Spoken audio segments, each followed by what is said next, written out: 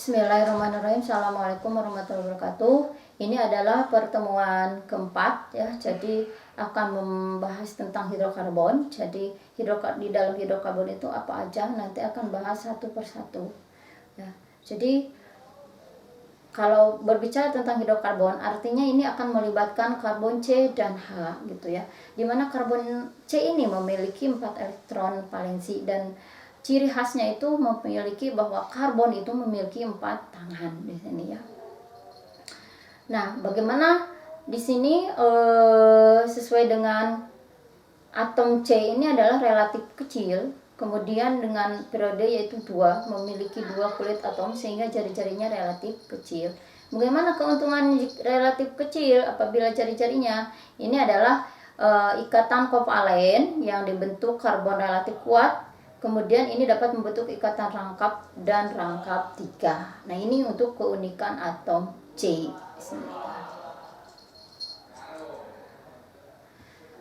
Nah, di dalam rantai karbon ini memiliki 4 elektron valensi ya, seperti itu. Ini ada ikatannya bisa tunggal, rangkap dan rangkap 3. Berdasarkan atom C-nya bahwa di sini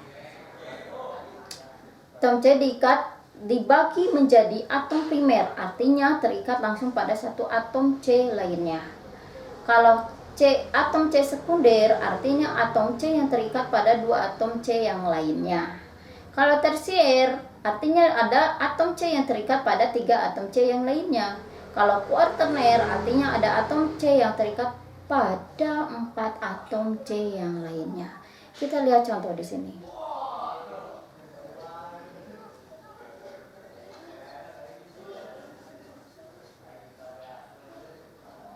Di sini ada keunikan atom C. Di sini ada atom C primer, artinya 1 mengikat atom C.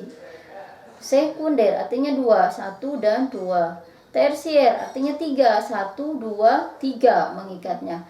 Kuarterner berarti 4, 1, 2, 3, 4. Nah, di sini ada beberapa karbon primer, sekunder, tersier dan kuarterner. Di sini yang primernya ada berapa? Kita hitung 1, 2, 3, 4 ya. Kemudian di sini ada yang sekundernya. Di sini ada yang sekundernya ada berapa? 1, 2, ada 2. Kemudian yang tersiernya ada 1 ya.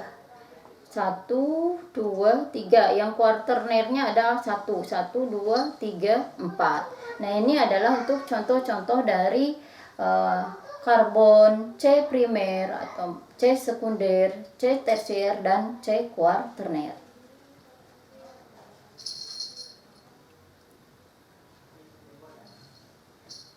Jenis ikatan karbon, ini ada propana, jadi ikatannya tunggal. Kalau propena ini tak jenuh, kalau propuna ini juga tak jenuh, tapi ikatan rangkap 3. Bagaimana untuk rantai atom karbon? Di sini ada alipatik, jadi karbonnya terbuka. Ya, ini contohnya seperti ini. Kemudian ada siklik, rantai karbon melingkar, dan aromatik. Ya, ini ya benzen. Jadi ini adalah yang berikatan konjugat. Artinya ini tunggal rangkap, tunggal rangkap, tunggal rangkap. Seperti ini. Bagaimana ini? Ada jenisnya, bahwa di dalam hidrokarbon ini sendiri ada klasifikasinya, ada yang masuk ke hidrokarbon alipatik, hidrokarbon asiklik, dan aromatik. Dan definisi dari hidrokarbon ini sendiri, senyawa organik yang hanya terdiri dari atom C dan H. Hidrokarbon alipatik dibagi lagi menjadi jenuh, tak jenuh. Jenuhnya ada alkana, tak jenuhnya alkena, alkoholna, dan alkadiena. Nah, ini akan dibahas satu persatu ya. Jadi pertemuan ini akan bahas alkana terlebih dahulu. Bagaimana dengan hidrokarbon alisiklik? Ini dibagi lagi menjadi jenuh dan tak jenuh. Ini masuknya ke sikloalkana, sikloalkena. Hidrokarbon aromatik, benzen dan turunannya, dan senyawa di luar benzen. Nah, ini baru masuk ke alkananya. Penggolongan alkana di sini adalah hidrokarbon jenuh berantai lurus dan siklo atau cincin alkana. disebut golongan parafin. Afinitasnya kecil, di sini sukar bereaksi. Rumus umum alkana ini CnH2n plus 2 ya. Jadi ini rumusnya. Contohnya ada CH4, C2H6. Kita lihat deret homolognya di sini. Ada metana, etana, dan terakhir itu adalah dekana ya. Jadi merujuk ke rumus CnH2n plus 2 ya. Bagaimana tata nama dalam alkana? Tata nama dalam alkana ini yang pertama menentukan rantai yang terpanjang dulu ya. Jadi setelah itu diberikan nomor dari ujung yang cabangnya paling dekat di sini. Dan di sini urutan pemberian nama cabang gugus alkil dan nama rantai induk. Contoh di sini adalah rantai induknya ada, rantai terpanjangnya ada 6. Nah, di sini rantai induk. Nah, kemudian di sini ada 6 itu heksana. Ada gugus metilnya CH3, berarti 3 metil heksana. Ini rantai terpanjangnya ada 5, artinya pentana. Ada gugus alkilnya 2 metil pentana. Nah, ini adalah untuk tata nama alkana. Nanti tolong dilengkapi di sini ya.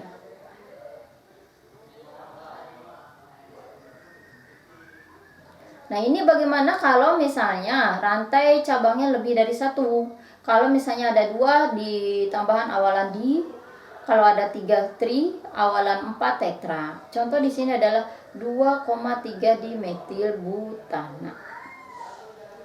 Nah, ini untuk ininya, ini 1, 2, 3, 4, 5, 6 heksana. Berarti ini ada 2,3,4 trimetil heksana. Nah, ini bisa dilengkapi yang titik-titiknya ini ya. Bagaimana kalau rantai cabang lebih dari 1 dan jenisnya berbeda? Ada yang gugus metilnya etil, ada yang metil. Kita lihat di sini ya. Sini 1, 2, 3, 4, 5. Ini ya rantai terpanjangnya, yaitu pentana. Yang kedua di sini adalah metil. Yang ketiganya ini ada kesalahan di sini, bahwa yang benarnya di sini ada metil ya, bukan etil di sini. Ini rantai terpanjangnya 1, 2, 3, 4, 5 di sini ya.